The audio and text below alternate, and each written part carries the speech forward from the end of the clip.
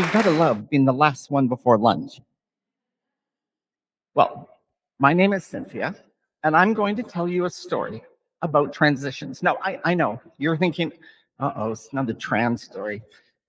Kinda, but it's about the transitions that all of us experience in life.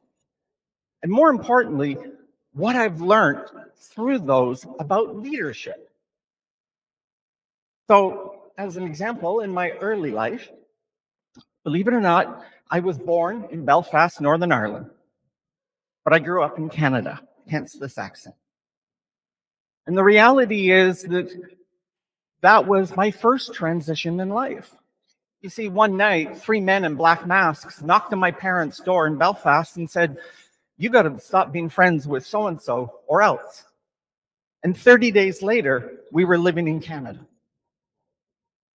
Now, what that taught me, I got my quotes to make sure I get it right, was that invisible systems sometimes work for us and sometimes work against us. And sometimes they're driven by fear and hatred. A hard lesson at 6 years old. Now, faith was my second transition in life. Born as an Irish Protestant, married in Canada for 32 years as a Roman Catholic, and today I simply identify as spiritual. I was so Roman Catholic, I taught catechism. But what was really intriguing was that my research, this discovery that I was on, allowed me to realize that there were many other aspects of faith thousands of years older than my own Christian upbringing. And the reality was that I took away a real lesson. And that was is that I needed to seek acceptance, not clarity, and to listen, not speak. My career evolved very quickly. For 30 years, I was a C-suite executive. I've been on over 30 different boards.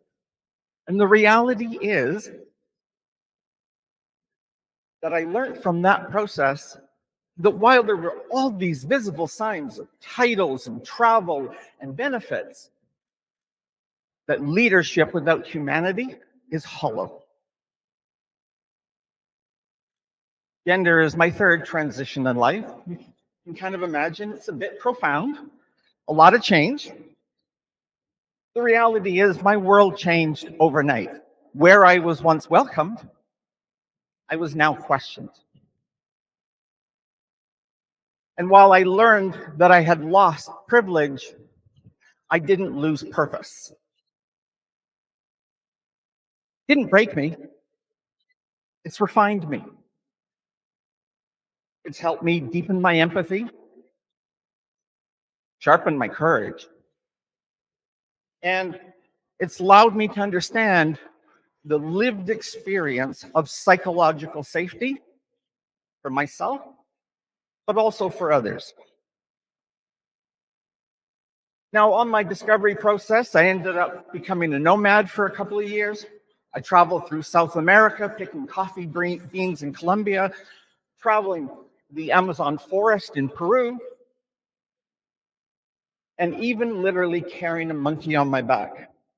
And it taught me that leadership was not just in the boardroom, it was in everyday lived experiences. But globally, it gave me a unique perspective that I am one leader with two genders worth of experience. From local to global, and my work is with leaders and helping them develop their empathy, or what I call inclusive leadership skill sets. It's not a policy, it's a practice. Built every day with courage. There's lessons to be learned. I have been on both sides of that ladder. I have had the utmost of privilege and the deepest of oppression. The insights, there's lots. If I see systems clearly, I can challenge bias with compassion, and I can create space for others. So, I also learned that the best hug you can ever get is from a sloth. And yeah, how to deal with the occasional monkey on your back.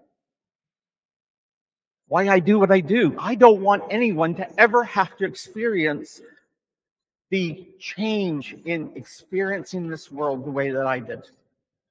That's why I'm driven to help create not only awareness, but turn awareness into action and help workplaces create real places of belonging.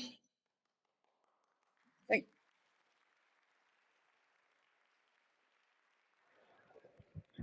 Don't let transitions, your own transitions, scare you. Look at them with empathy.